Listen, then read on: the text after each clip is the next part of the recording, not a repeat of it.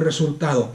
El resultado fue que Dios sanó a Ezequías de su enfermedad. Más adelante nos dice cuál fue la enfermedad.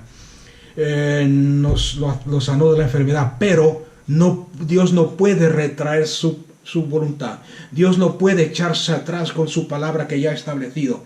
Dios no puede retraer lo que ya ha soltado sin que cumpla el propósito por lo cual la mandó. Entonces, ¿qué hizo Dios? Y a propósito, este milagro está confirmado por la ciencia. Este y el otro que os voy a decir enseguida. Hizo que la sombra del reloj se atrasara 10 grados, 10 minutos. En otras palabras, el tiempo se fue para atrás. En otras palabras, la sanidad de Ezequiel quedó después de la declaración de Dios. Amén. ¿Alguien lo ha entendido? Y la voluntad, el propósito de Dios se cumplió igual. 15 años después Ezequiel murió. Durante esos 15 años tuvo paz y no hubo guerra con ninguno de sus enemigos. Ok, este es el ejemplo quizás más poderoso, más claro de lo que es el poder de la oración y el poder de la oración y la soberanía y el poder de la palabra de Dios. Ok, en Isaías 38, como he dicho antes, el profeta Isaías vuelve a contar la historia. La única diferencia entre esta versión y la de Isaías es que en Isaías el propio rey Ezequiel cuenta su testimonio, ¿okay? Por si queréis leerla después. El propio rey cuenta su historia. Y es interesante y es poderoso. Y espero que os sirva para entender esto.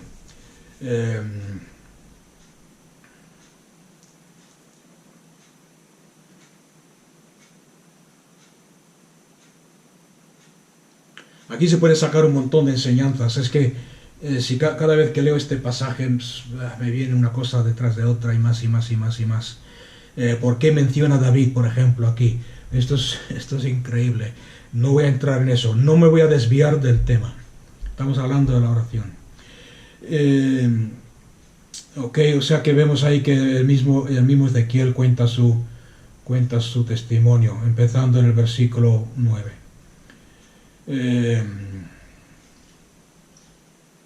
Vamos a ver otro ejemplo de lo que es orar. Orar y la relación con Dios. Este es en el Nuevo Testamento, en Lucas 9.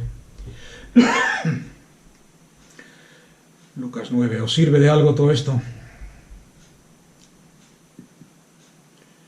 En Lucas 9, versículo 54.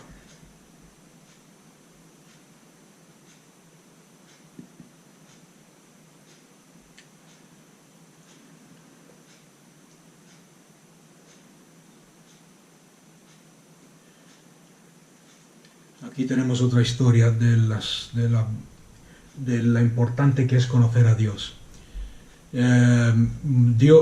Jesús y sus discípulos iban de camino a Jerusalén, pero se les hizo tarde y pasaron por un pueblo samaritano. Y sabéis que los samaritanos y los judíos no se llevan muy bien. Habían en esos tiempos ciertos conflictos en cuanto a la adoración. Unos discutían sobre dónde había que adorar, etcétera, dónde se adoraba, dónde no se adoraba,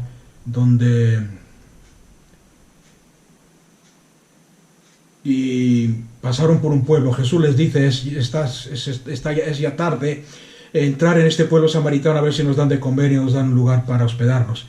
El pueblo respondieron, no queremos saber nada con vosotros, no queremos daros hospedaje, iros de aquí, no queremos tratar con nosotros. Y entonces el versículo 54 dice, viendo esto los discípulos, Jacobo y Juan, dijeron, Señor, ¿quieres que ordenemos que descienda fuego del cielo y que los consuma? Pero volviéndose Jesús los reprendió. y se fueron a otra aldea. Vamos a ver en otra versión, en la Biblia de las Américas, al ver esto sus discípulos Jacobo y Juan dijeron: Señor, ¿quieres que mandemos que descienda fuego del cielo y los consuma? Os dais cuenta que en ningún momento Jesús le dice no, o sea, no, en ningún momento Jesús les contesta, le dice no, no podéis hacerlo, o no tenéis poder para hacerlo, o no tenéis autoridad para hacerlo. O sea, que da a entender que sí podían haberlo hecho, sí tenían autoridad delegada. Acordarse que Jesús les dio autoridad delegada en los capítulos anteriores. Podían haberlo hecho. Sin embargo, les contesta y les dice: pero él, volviéndose, los reprendió y dijo: vosotros no sabéis de qué espíritu sois, porque el Hijo del Hombre no ha venido para destruir a las almas de los hombres, sino para salvarlas. Y se fueron a otra aldea a buscar albergue. O sea que aquí la oración es una oración, si estuviésemos en el pacto antiguo, es una oración muy válida. Señor, ¿quieres que pidamos fuego del cielo? Sí. Está en la Biblia, está en las Escrituras. Elías, creo que fue, llamó a un oso que destruyese a unos jóvenes que se habían levantado burlándose de él porque era calvo, y los destruyó. El fuego cayó del cielo y consumió a diferentes personas a través del Antiguo Testamento. O sea que vemos que era una forma, vemos que era válida esta oración.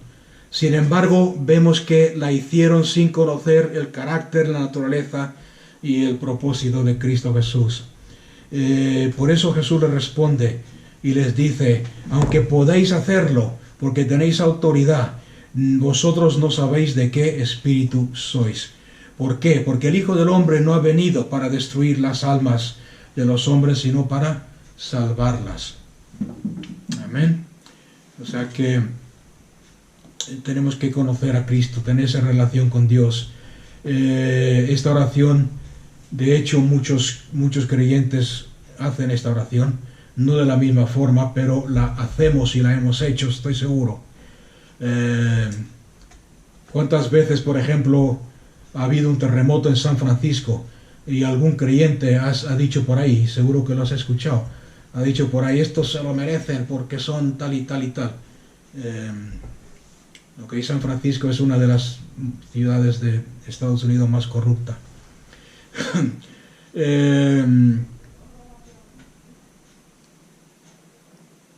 Cuando hay alguna tormenta, cuando hay una destrucción, cuando hay un terremoto, cuántas veces le echamos la culpa a Dios. Sin embargo, aquí la palabra de Dios nos dice: vosotros no sabéis de qué espíritu sois. Empezando con Juan 3, 16 y 17, podemos ver: de tal manera amó Dios al mundo que envió a su Hijo, no para condenar al mundo, sino para que el mundo sea salvo por él. O sea que Cristo Jesús no en ningún momento vino a condenar el mundo, vino a salvarlo, vino a demostrarnos su amor, su gracia al pecador y a redimirnos. Y esa es la actitud que tenemos que tener para orar la voluntad de Dios, de acuerdo a la voluntad de Dios. Y cuando estamos buscando la voluntad de Dios, cuando estamos orando, la única vez que podemos decir si es tu voluntad es en estos tipos es cuando, como he dicho antes, en una oración de consagración, en una oración de entregar nuestras vidas a Cristo para servirle. En todas las demás, incluso incluso el juicio de Dios sobre un pecador, incluso el juicio de Dios, aunque sea bíblico y la palabra de Dios dice que la paga del pecado es la muerte, que Dios es un Dios santo, que Dios es amor, pero también es un fuego consumidor. Y hay un sinfín de versículos que aquellos que no conocen a Dios, y lo digo así de claro, aquellos que solamente conocen al Dios teológico, como hablamos la semana anterior, los usan para condenar al creyente, condenar al mundo, condenar al pecador. Sin embargo, no saben de qué espíritus son.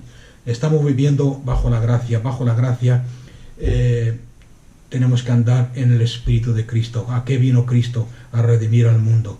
A redimir al mundo. Y no digo que el juicio de Dios no vendrá sobre el mundo, sí vendrá. La palabra de Dios lo dice. Llegará un día cuando Dios vendrá y nos juzgará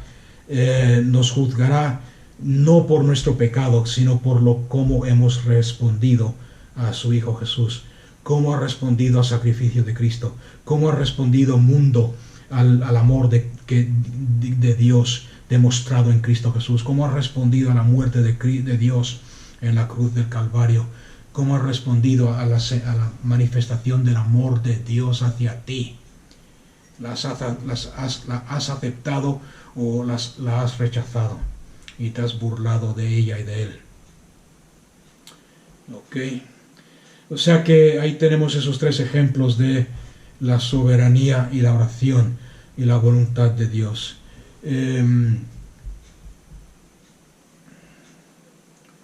Muy bien. ¿Cómo funciona la fe? ¿Cómo funciona la oración? Vamos a ver en Marcos 4 algunos versículos.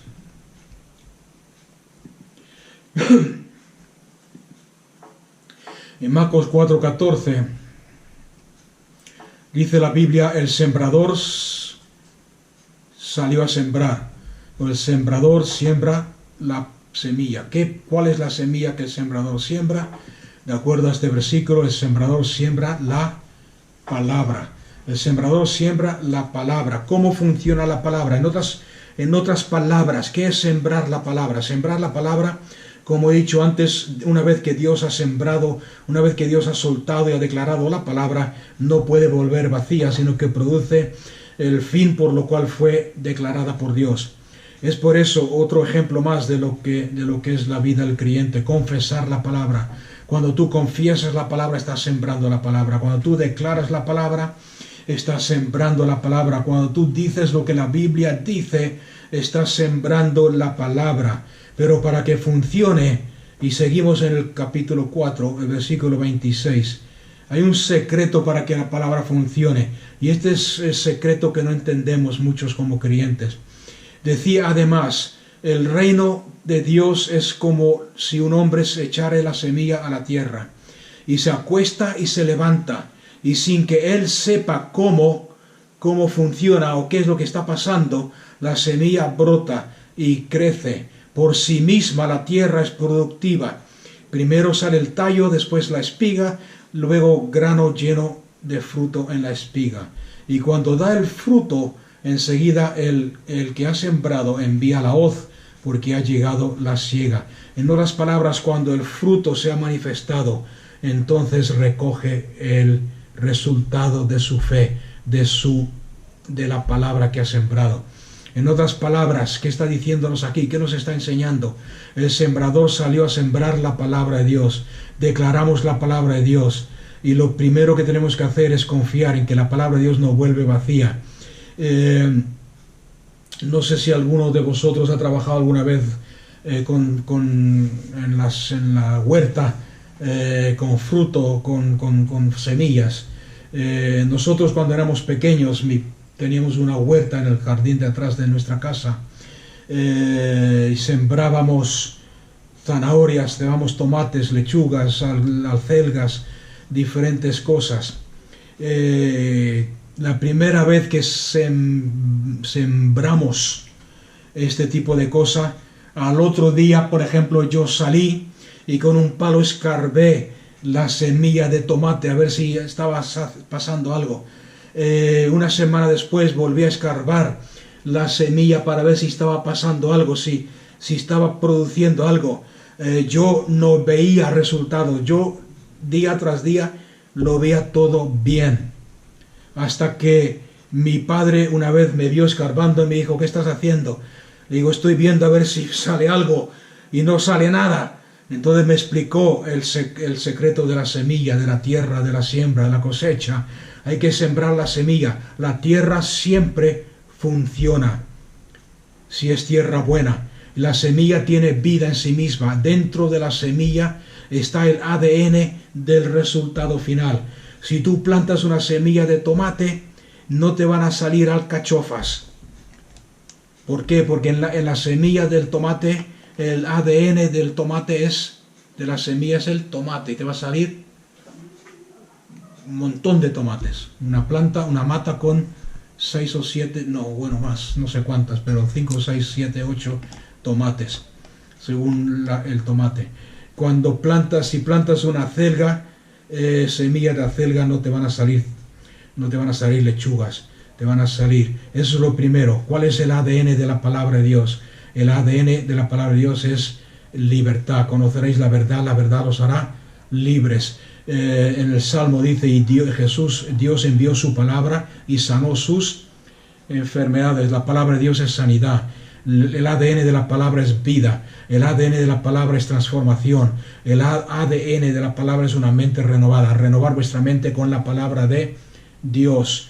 El ADN de la palabra es sanidad. El ADN de la palabra es libertad. ¿Me entendéis a dónde quiero llegar, no? Entonces el secreto a la fe es tener la confianza de que si tú has sembrado la palabra no hace falta que la estés mirando, no hace falta de que estés escarbando a ver si ha salido algo, no hace falta mirar a ver si tiene resultados o no. Tú te vas a acostar y te levantas el otro día y te vuelves a acostar y te levantas otro día sin saber cómo, pero la semilla, la palabra que has sembrado por fe está produciendo vida, está brotando, está creciendo y está produciendo aquello por lo cual fue enviado. Y al final, como dice aquí el versículo 29, primero se produce el tallo, después la espiga, después el grano, el resultado, el resultado de esa semilla. Y entonces tú metes la hoz y gozas del resultado, gozas de la bendición, te gozas en el Señor. Aunque lo más bíblico es gozarte antes de que veas, antes de meter la hoz. ¿Por qué? Porque la semilla, la oración es creer antes de recibir. Es creer, como vimos el sábado pasado, mientras estás orando. Amén.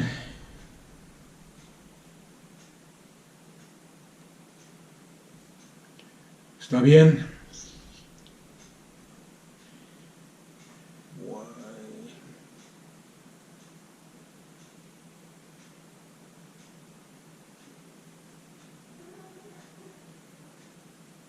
¿Se oye? No sé cómo se ha apagado el micro. ¿Hasta dónde se haya escuchado? ¿Qué parte? ¿Hay que repetir algo? ¿Está bien?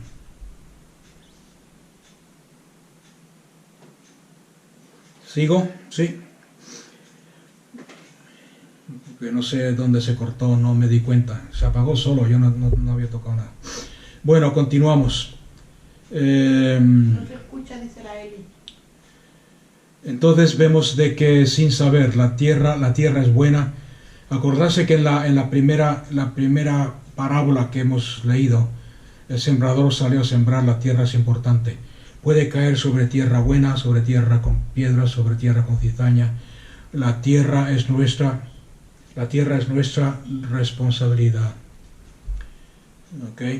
Preparar nuestro corazón para recibir la palabra. Si recibimos la palabra y permitimos que las aves del cielo, que Satanás, que los demonios nos roben la bendición, entonces perdemos la cosecha. Vamos a ver algunos principios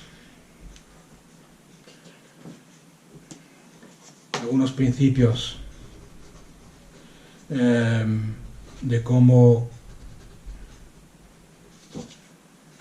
funciona esto. Lo más importante, entonces, sabiendo que la palabra de Dios produce fruto, es importante qué hacemos después de haber orado. Nunca retraigas las palabras que has orado, sobre todo si son las palabras de fe, ¿ok? La palabra de Dios. En Marcos 11:24, el versículo que he citado hace unos segundos, dice: por esto os digo, todo cuanto oréis y pidéis, todo cuanto oréis y pedís, creed que lo recibisteis. Pasado. ¿Cuándo tenemos que creer que lo hemos recibido? Cuando estamos pidiendo. Todo cuanto oréis y pedís, creed que lo recibisteis y lo obtendréis. En otras palabras, mientras estás pidiendo es cuando tienes que creer que ya lo has recibido. En 1 Corintios 10:5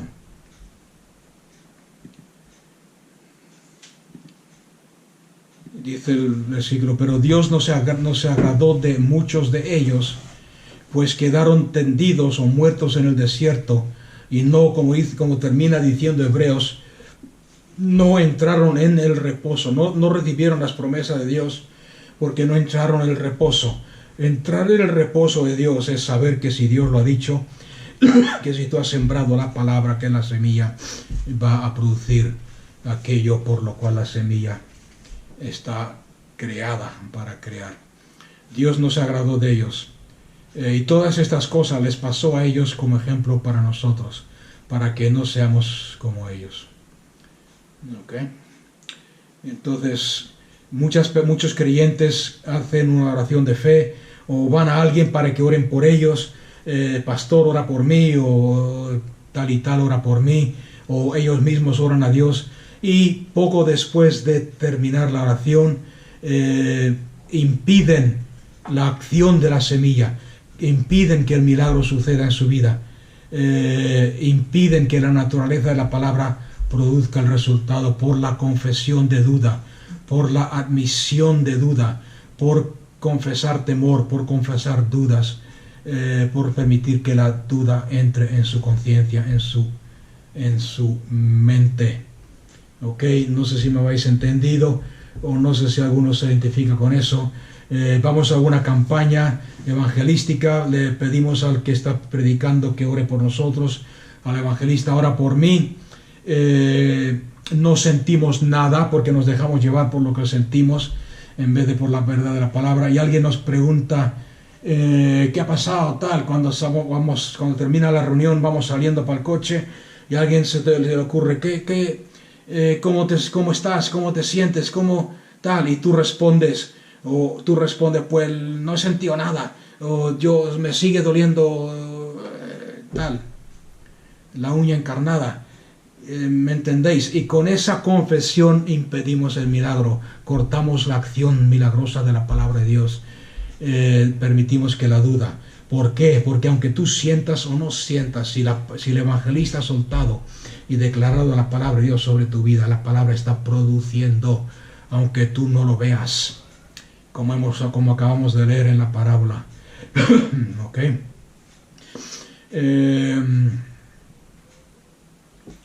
Y puedo daros muchos ejemplos más, pero yo creo que sabéis lo que estamos diciendo. En Isaías 55:11, por si alguno está tomando notas, está el versículo que he citado varias veces hoy. Isaías 55:11.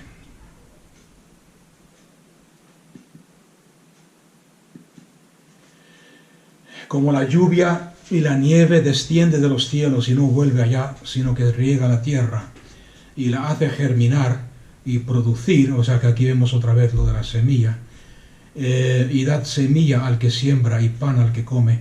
Así será mi palabra que sale de mi boca, dice el Señor. No volverá a mí vacía, sino que hará lo que yo quiero y cumplirá aquello para lo cual la envié. Y después el versículo 12, que es un versículo precioso que nos vuelve a confirmar el poder de la palabra. Con alegría saldréis y en paz seréis conducidos. Los montes y los collados prorrumpirán en cánticos de júbilo delante de vosotros, y todos los árboles del campo batirán palmas. ¿Por qué? Porque habéis sido sabios y en esperar la cosecha.